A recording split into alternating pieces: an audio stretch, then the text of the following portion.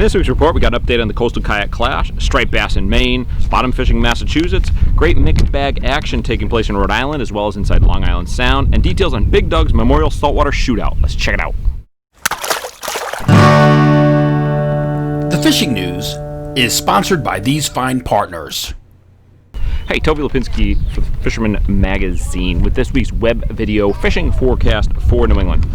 Before I get in the reports this week, I just want to give you a little update on the Coastal Kayak Clash. As you know, the inaugural Fisherman magazine's first ever subscriber-only kayak fishing tournament kicked off back in May, and it is going strong. We got tons of entries coming in. Leaderboard seems to be changing by the day. I just updated it for this week. By day's end, it was already changed, so it's going to be updated for next week. I don't have a full leaderboard change update for you right now because, again, things were changing as I was getting to them. But nonetheless, I want to fill you in on some awards that were just handed out for the tournament's grand prize kayak. Now that's the Old Town Sportsman Series Autopilot 136. Just last week, it took home the took home the highly coveted Best of Show trophy at last week's ICAST 2020. Now, ICAST is the world's largest fishing trade show, and every year they have 30 different categories of products, and they're voted upon by attendees.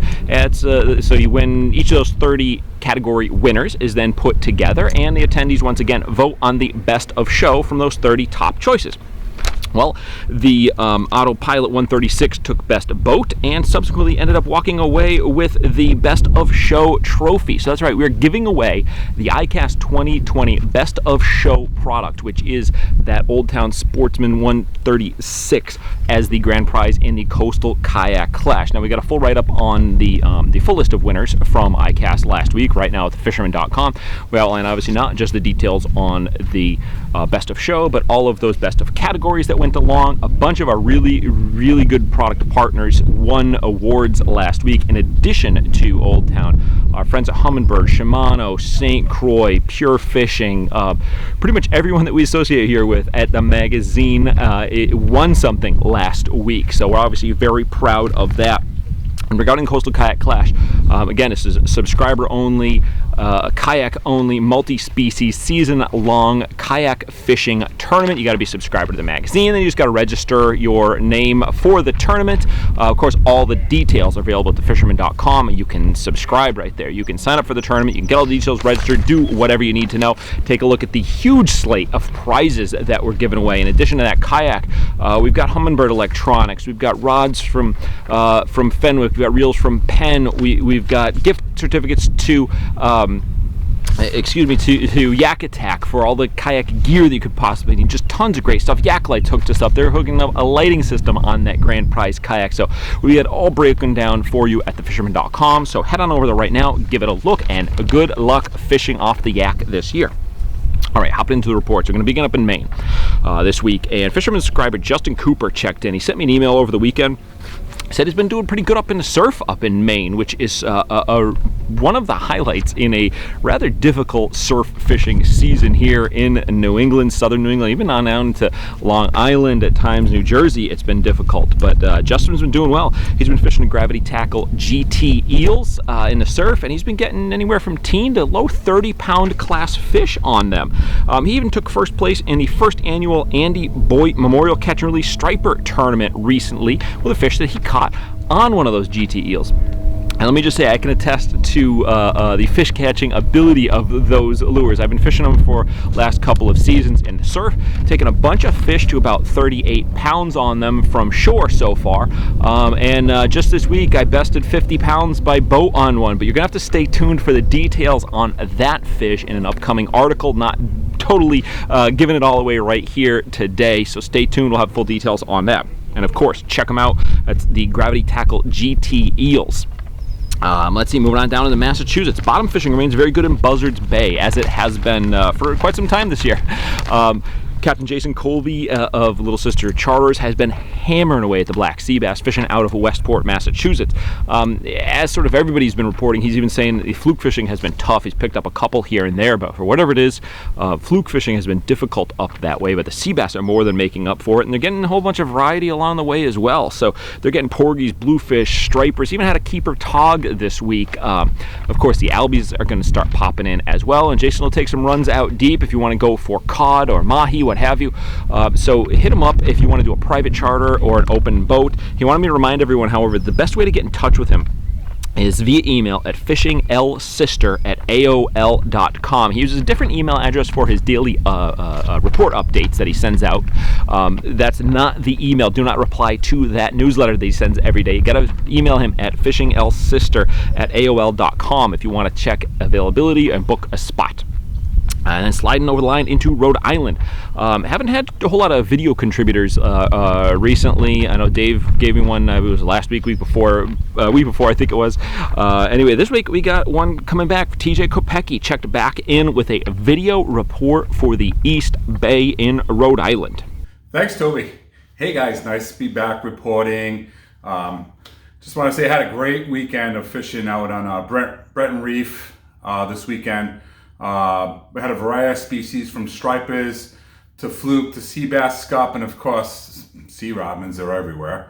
Ended up going out early on Saturday, fished out in front of the reef for stripers. We started off with stripers first. We left from Cranston out of Patuxent Village, and of course it was pea soup, so it took us a little while to get out there, but you know, along the way we saw tons and tons of fish breaking on the surface. There's lots of pogies, lots of bait. There are definitely a lot of fish in the bay. But we just kept our journey out into the reef because we knew exactly what we wanted to fish for. So we actually casted in onto the side of the reef towards the shallower parts of it for the stripers, and we definitely connected with some 25 to 30 inch stripers. After the striper bite died a little bit, we switched over to some bottom fishing. We did actually really well on the sides of the reef, fishing anywhere from 36 to about 56 feet of water.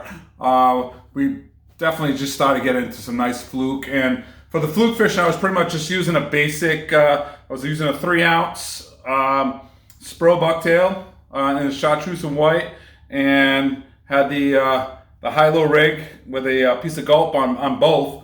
Either the chicken rig or, you know, just bouncing it vigorously off the bottom. For the sea bass that we caught, we did really well. Some nice 2 to 4 pound sea bass, which are really nice fish. The pink actually worked best. I was out with my cousin, and he was using the pink. I was using the chartreuse. The pink he caught all sea bass on. He didn't even catch a fluke. I was catching the fluke on the chartreuse and white. So, hey, just wanted to fill you guys in on what was going on. It was really nice to be back out there amongst probably about 50, 60 boats after the fog burned off. And I just wanted to give a little note, just say, hey, if you're out there, just be courteous to the other boats and get in your drift when you're setting up your drift. I saw a lot of people just cutting other people off out there. I also did see a variety of other techniques being used. I saw some people trolling tube and worm, which were connecting on them. I did see some people fly fishing and connecting on stripers also. But all in all, it was a great weekend, and hopefully I'm going to be back and reporting for you, Toby. One other quick note is I've been fishing in the Coles River here locally in Swansea, and it's really been dead because that water is like 76, 77 degrees inside there. But I'm going to keep trying, and I'll next weekend I'll have a better report from the Warren and Barrington rivers in the Upper Bay. And we'll catch you next time. Tight lines. All right, awesome. Thanks a lot, TJ. And of course, as I always remind you, if you want to submit, you want to be a part of the videos, you want to give me a written report with a couple of pictures, you want to submit a video, whatever, shoot me an email, Lapinski@thefisherman.com, and we can go over all the details. It's really simple. If you can email, you can take a picture, shoot a video, you can get in on these reports as well every week, and I would love to have you and add you to the weekly reports. Sticking in Rhode Island, Fisherman subscriber William Sean Harrison sent me an email recently. He took a cod trip not too long ago. He was fishing with the guys from Wisecrackin' Charters. Now, again, they were cod fishing, headed out to Cox's.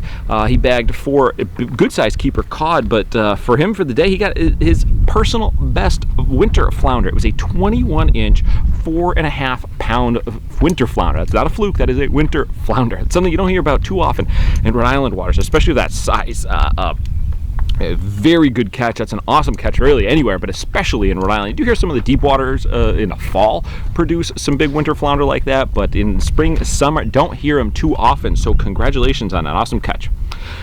All right, we're going to finish off in Connecticut as always. Got a couple of notes here. I'm going to start off. Long Island Sound is producing a really good variety right now. Mixed bag. Pretty much everything in the Sound is hitting at different levels. Black sea bass is very good. Porgies are off the charts, just about as good as you could possibly want.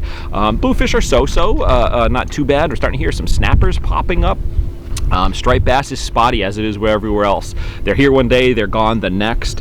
But nonetheless, the guys on the Black Hawk are targeting all of these species. They're running full day trips, running for bottom fish. They're running evening mixed bag trips where they're starting off on the bottom fish and then switching over to diamond jigging. I know they bagged some massive bluefish on the evening trip last week. They're doing night bass trips, and they're even running some really cool seal watch trips in the evening. Now, those seal watch trips are benefits for local charities through the Black Hawk and the community program. So if you want to join the guys, Greg and the whole crew on the Black Hawk anytime soon, best way to do it is go to blackhawksportfishing.com. They've got the full schedule right there. Of course, we try to update you in the printed reports every week as well, but you got to go to their website to book your trips. All trips all spots on the Black Hawk right now are by reservation only. You cannot just show up and get out on the boat with the guys. So give it a look and get out with Greg and the crew. Let's see, my wife Jen, she actually got out fishing this Saturday. She hasn't been able to get out a whole lot recently, ever since we had our son. Just been difficult for her to get out, what have you, and but she got out finally this weekend. It was a ladies only trip. Really cool deals. A bunch of her friends got together and did this. They fished with Lucky Strike Charters with Captain Mark sailing out of Niantic. And the game plan for the day, they were going to troll for striped bass with frames right off the bat, which they did. Got into some decent fish. Jen got a 35-inch fish. One of the other ladies on the trip got a nice 42-incher that was caught and that was released after a couple of quick photos. Then they switched over to bottom fishing, and it was sea bass and porgies galore, which was great for me because at the end of the day, she came home with 2 big bags of fillets, and we feasted on fish tacos for a couple of days, which now have become my son's absolute favorite meal. So, really good option when you get into some of those bottom fish. Fish tacos are super simple to do. And let's see, last up this week, I was talking to Doug Thurston just the other day. He runs the annual Big Doug's Memorial Saltwater Shootout. The tournament is scheduled to take place this weekend. He confirmed it is still going on. A little bit different format than past years. They're not having the big captain's meeting. They do have captain's bags and so on to get started, but as with everything else, COVID has kind of messed us up in one way or another. He wasn't sure what was going to go on for the post party, but nonetheless, the tournament is proceeding. Now, if you're unaware of what this tournament is, it's a 100% catch and release striped bass and bluefish tournament that are based out of Oak Leaf Marina in Old Saybrook, Connecticut. In addition to striped bass and bluefish, which are the primaries, they've also got a whole bunch of other Calcuttas, bottom fish. I was talking about maybe doing something with tuna, offshore species for the Calcuttas. So if you're interested in signing up, again, the signups are good. He's opening them up through Friday evening, and it's $40 per angler or $120 per boat with a 4-angler max. You can go to bigdogsfishing.com, get all of the details, and it's a benefit tournament, whereas all proceeds from the tournament go to the Shoreline Soup Kitchens and Pantries in memory of Doug's father. So it's a really good event. Doug's a great guy. I know a lot of people that fish this every year. It's open shore, boat, kayak. If you can fish, it's an open category, so give it a look. All right, well, there you have it. I'm Toby Lapinski for the New England edition of the Fisherman magazine, wishing you tight lines if you head out into the water this weekend. Steigercraft boats, built by people who fish our waters. Serious anglers choose Steigercraft for their 40 years of boat building experience right here in the Northeast and Mid-Atlantic. Visit steigercraft.com for a dealer near you.